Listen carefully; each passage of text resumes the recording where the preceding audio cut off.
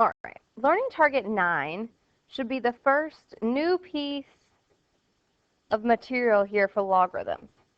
So last year in Algebra 2, you talked about exponential functions being inverses of logarithms, and you talked about graphs of those and how to solve those, but not too in-depth. So today we're going to talk about solving equations involving logarithms. Everything will have the same base, which makes it sort of easy, but we're going to have these rules that are similar to the exponent rules. All right, and so remember they're inverses, so that's how they're derived. So the first rule says that if you have a sum of 2 logs of the same base, you can condense that to the log of the same base with the product of those numbers. Okay? If you have 2 logs being subtracted with the same base, you can rewrite that and condense that as 1 log with the same base with a division of those numbers m and n. The power property is important because it says if there's a coefficient in the front of your log, that you can rewrite that as log base b or log base whatever you're using of some number to that power. That's going to be important. And then the last one you probably could have guessed, if the log bases are the same, then the numbers that they are using are also equal to each other. Okay? Whether those be quantities or just values, variables, whichever.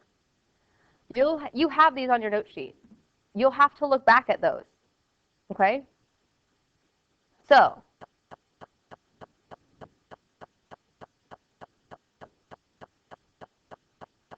first, 4 examples, and all of these should be relatively on the easy side. The number 16 will be the hardest one using a bunch of the properties. So the first example up here, we have log base 2 of x equals 5. Now in this case, there is not a log on the side with the 5. There's no log. So in this case, we need to go back to learning target 7 and rewrite this so that we can solve for x. So I have 2 to the 5th power equals x. Well, so 2 to the 5th power is 32. So x equals 32. For the next example, actually let's do this one down here next.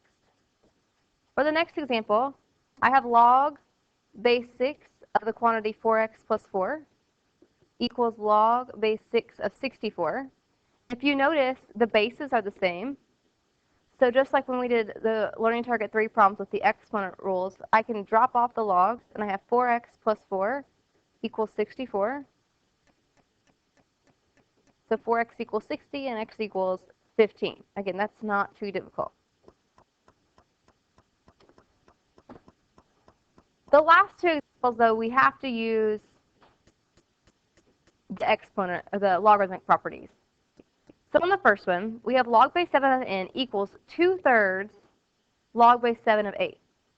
Now, since there's a log on each side of the equal sign, we can't have this 2/3 there.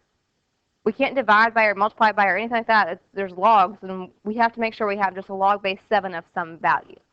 So one of the properties says if there's a coefficient, I can rewrite it as an exponent on the number. So we have log base 7 of n equals log base 7 of 8 to the 2/3 power. Okay?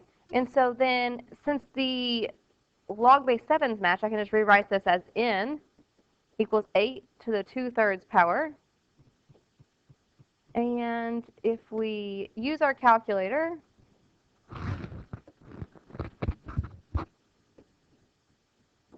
eight to the 2/3 power is 4.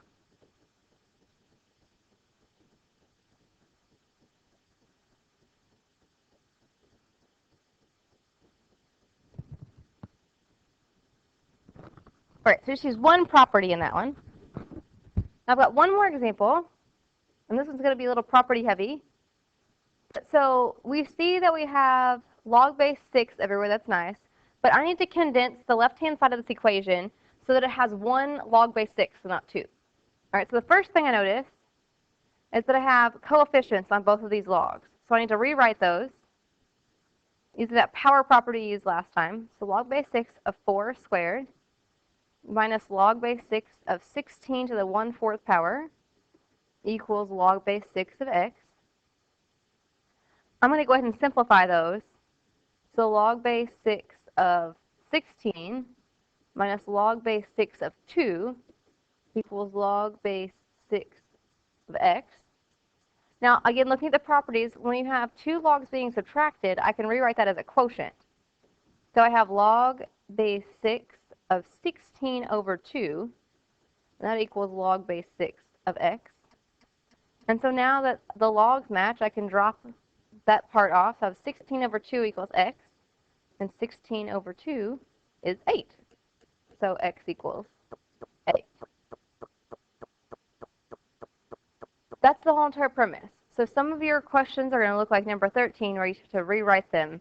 But some of them, you're going to have to use the log properties, because there's a log on each side of the equation, to condense the logs back into one logarithm and then solve the equation from there. So that is learning target 9. We are going to practice that today with an assignment from the book, and we'll practice it again later with a worksheet. The more practice, the better. You're going to need to know these in calculus, and you'll have to memorize them for the next quiz and test.